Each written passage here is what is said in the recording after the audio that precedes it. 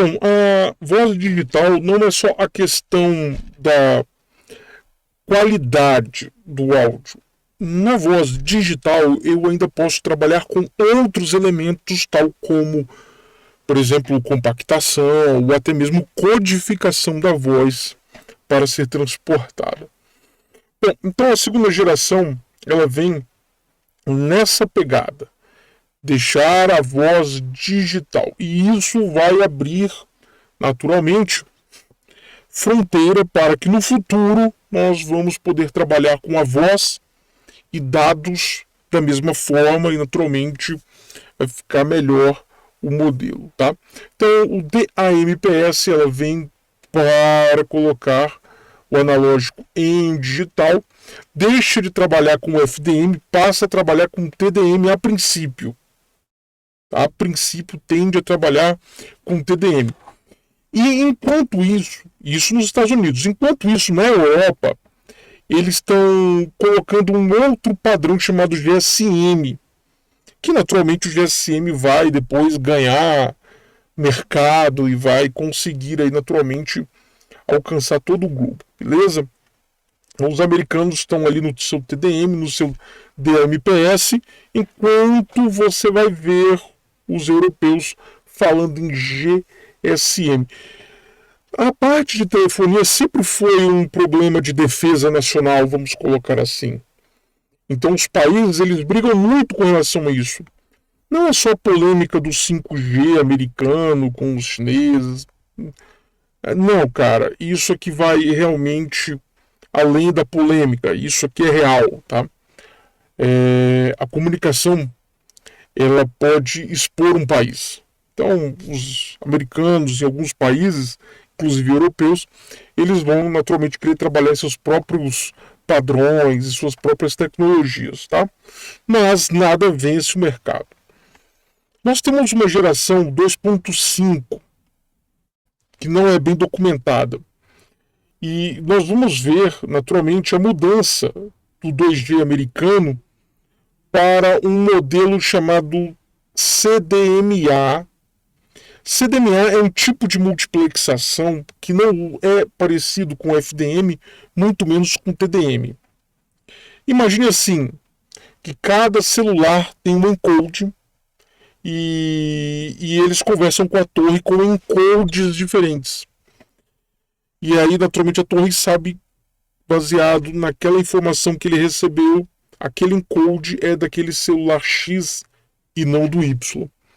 O CDMA funciona exatamente assim, bem diferente do TDMA, ou do TDM.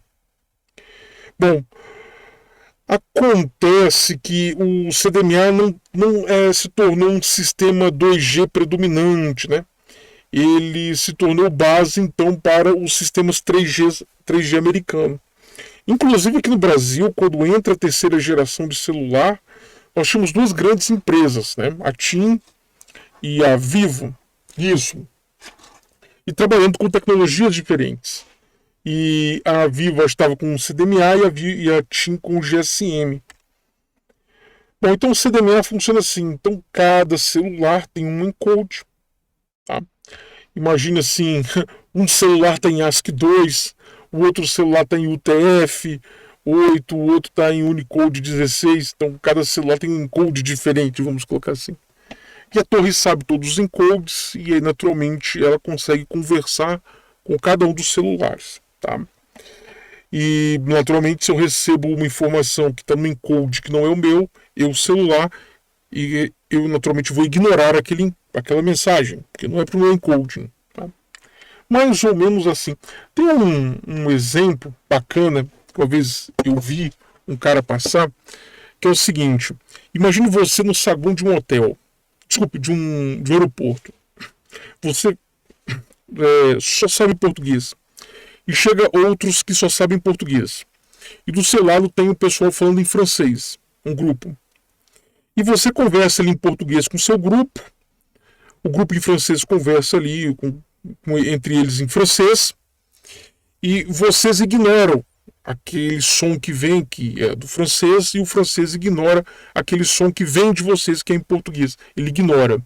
E isso é o CDMA. Se você olhar, todos estão conversando no mesmo canal. Que bacana do CDMA.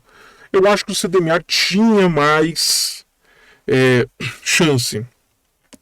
Não sei por que não foi. Basicamente, FDM, você tem a frequência. Eu consegui essa imagem, que bacana. Você tem a frequência e você tem, naturalmente, a frequência sendo dividida em pequenos espectros. Ó. Viu? FDM. Eu pego a frequência, divido em espectros menores, ou seja, faixas de frequência menores, e aí eu dou para cada cliente. Isso é o FDM, já falamos sobre isso. O TDM eu tenho toda a frequência, tá? Então, digamos que eu te dou toda a frequência, você conversa por um determinado tempo, usando todo o poder do canal. Mas você só tem um tempo pequeno. E aí eu passo para outra pessoa, Repare que está variando o quê? O tempo. Está variando o tempo, tá? Olha só que interessante. No FDM, o tempo não varia. Ó. Você no FDM tem todo aquela faixa que eu te dei durante todo o tempo. Mas é pequena, mas você tem durante todo o tempo, enquanto o TDM não. O CDM é um tipo de encode, né? E eu consigo manter vários durante todo o tempo e usando toda a frequência num esquema de um power, aqui está como power, né, desse vetor, como uma outra força, tá? E isso é a diferença de FDM, TDM e CDMA, beleza? Essa imagem é bacana, reduz bastante, reduz muito texto e explica muita coisa. Bom, segunda geração com GSM. GSM foi um pouco diferente, tá?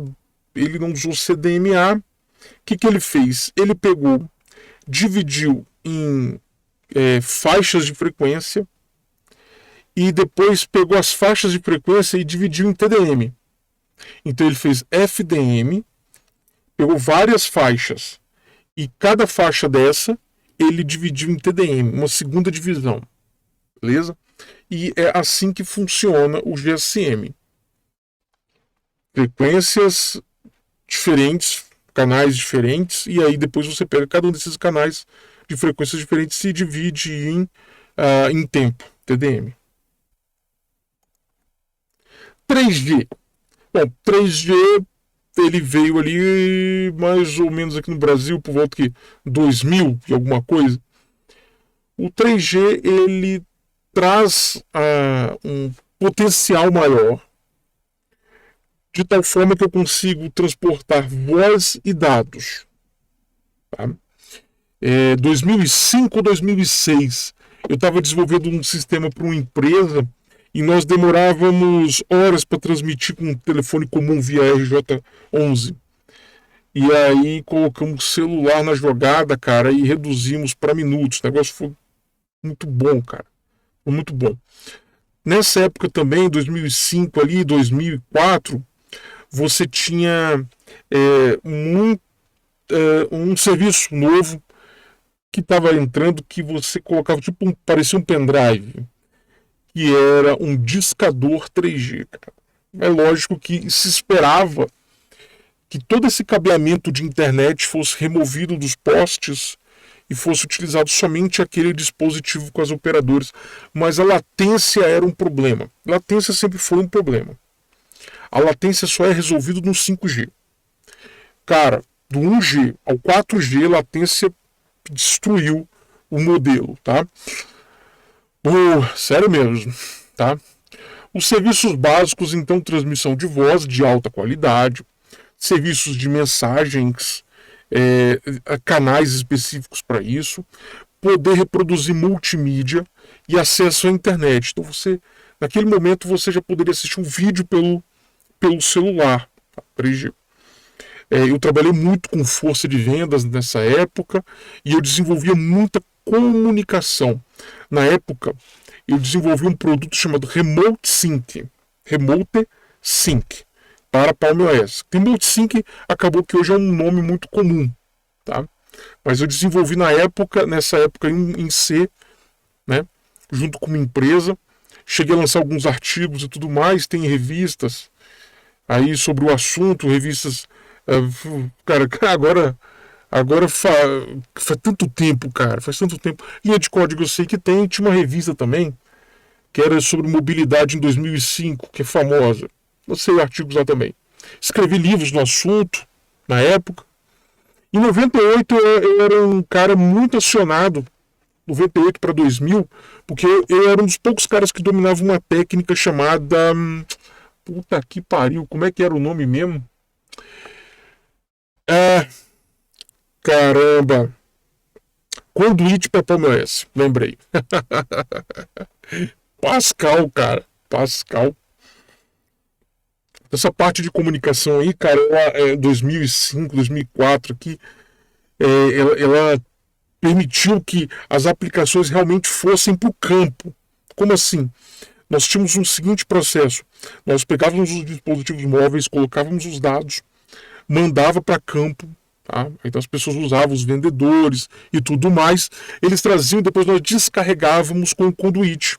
Lembrei agora. Descarregávamos com o conduíte dos dispositivos. E aí dali nós jogávamos para o banco de dados. Era um processo de exportação, preparação e upload, vou dizer, que seriam os inserts no banco, os updates nos bancos lá. Beleza? E aí nós fazíamos diretamente,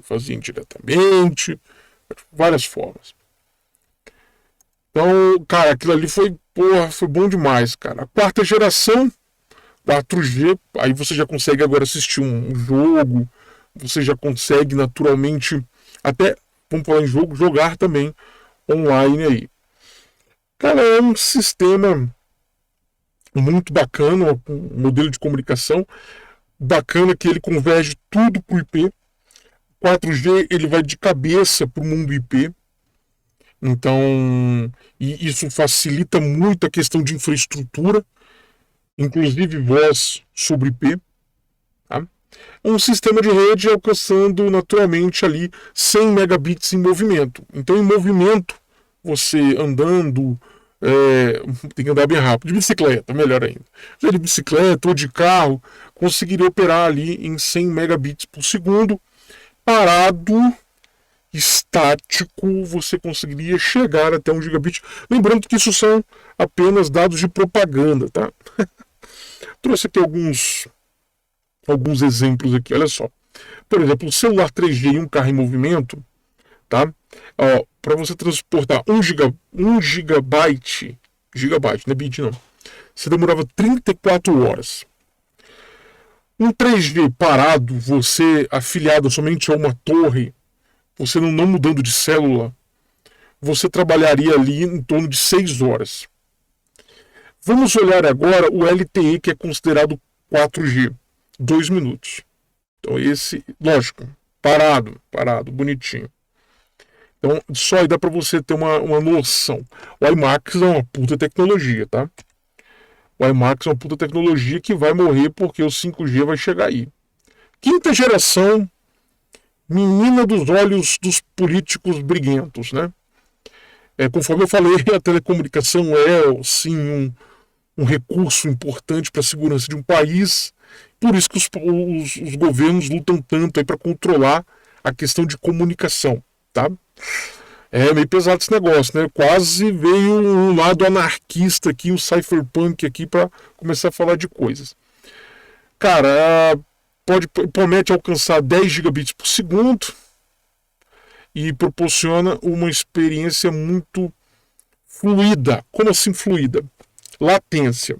Latência é o problema do 1G ao 4G.